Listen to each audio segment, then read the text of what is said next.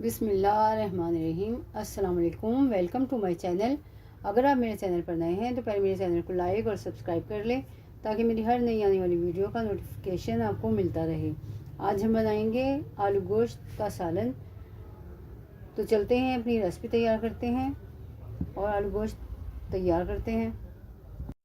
तो मैंने यहाँ पे कढ़ाई ले ली है और सबसे पहले हम इसमें कुकिंग ऑयल शामिल करेंगे। 1 कप के करीब मैं इसमें कुकिंग ऑयल शामिल कर रही हूँ। कुकिंग ऑयल जैसे ही हमारा गर्म होगा तो हम इसमें 2 बड़े साइज़ की प्याज़ें शामिल कर देंगे जिन्हें मैंने बारीक बारीक काटा था। तो इसको डालकर हम फ्राई करेंगे। तकरीबन 4 से 5 मिनट लगेंगे इसको फ्राई करने में। इसको गोल्डन फ्राई करना है।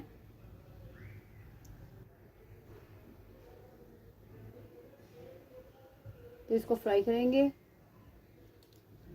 और इसी के साथ अगर आप मेरे चैनल पर नए हैं तो मेरे चैनल को लाइक और सब्सक्राइब कर लें ताकि मेरी हर नई आने वाली वीडियो का नोटिफिकेशन आप तक पहले पहुंचे, आप मेरी नई से नई रेसिपीज़ देख सकें।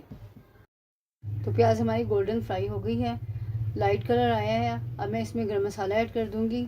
तो गरम मसाले में मैंने दालचीनी के 2 छोटे छोटे टुकड़े थे वो ले लिए हैं, 1 तेज़पत्ता लिया है, 8 से 10 काली मिर्चें ली हैं और 4 से 5 अदर लौंगे लिए हैं और 1 टीस्पून मैंने इसमें ज़ीरा शामिल किया है।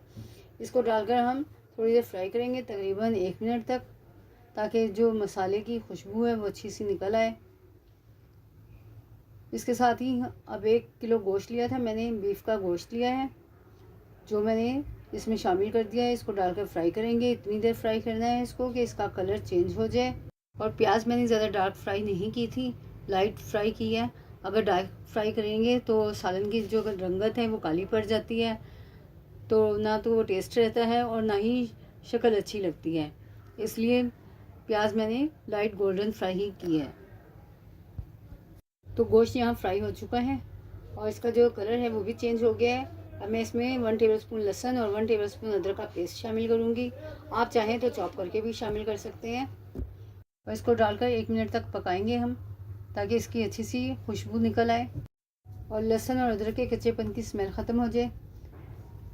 तो ये फ्राई करते हुए मुझे 1 मिनट हो गया है। अब मैं इसमें सूखे मसाले ऐड करूँगी। तो 1 टेबलस्पून पिसी लाल मिर्च शामिल करेंगे, 1 टेबलस्पून नमक शामिल करेंगे, 1 टेबलस्पून पिसा धनिया शामिल करेंगे और 1/4 टीस्पून हल्दी शामिल करेंगे। और इन सब मसालों को डालकर हम तकरीबन 3 से 4 मिनट भून लेंगे ताकि जितना भी मसाले हमने शामिल किए हैं उनका कच्चापन ख़त्म हो जाए और अच्छी सी खुशबू आनी शुरू हो जाए। इसमें मसाले आप कम बढ़ती कर सकते हैं। अगर आप स्पाइसी ज़्यादा पसंद करते हैं तो मिर्चें तेज़ डाल सकते हैं थोड़ी सी, पर मैं नॉर्मल मसाले शामिल करती हूँ ताकि हर कोई खा सके। और नमक आप अपने टेस्ट के मुताबिक डालें। तो इसको फ्राई करते हुए भूनते हुए 2 से 3 मिनट हो गए हैं।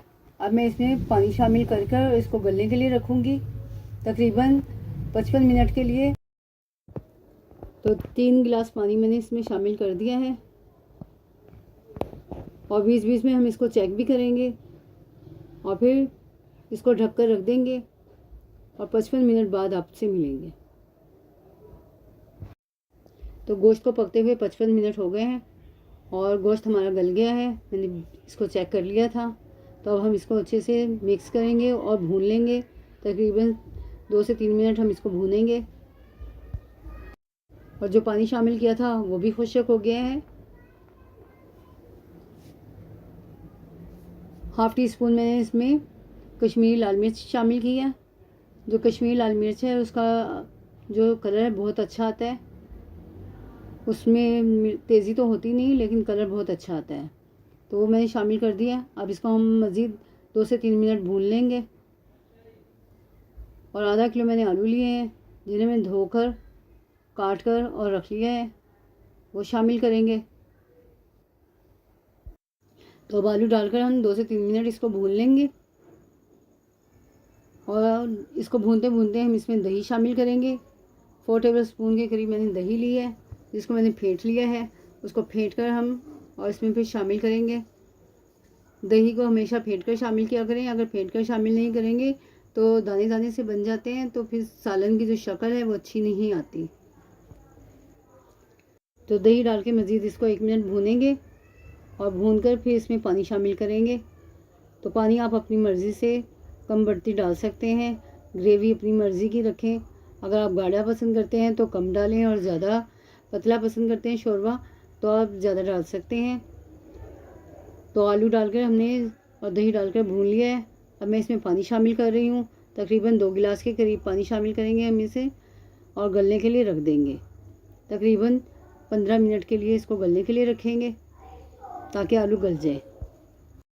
तो 2 गिलास पानी इसमें मैंने शामिल कर दिया है और अब हम इसको गलने के लिए रख देंगे। आलू को तकरीबन 15 से 20 मिनट के लिए अच्छे से मिक्स करेंगे और इसको ढक कर रखेंगे और 20 मिनट बाद फिर चेक करेंगे। तो 20 मिनट हो गए हैं और आलू हमारे गल गए हैं।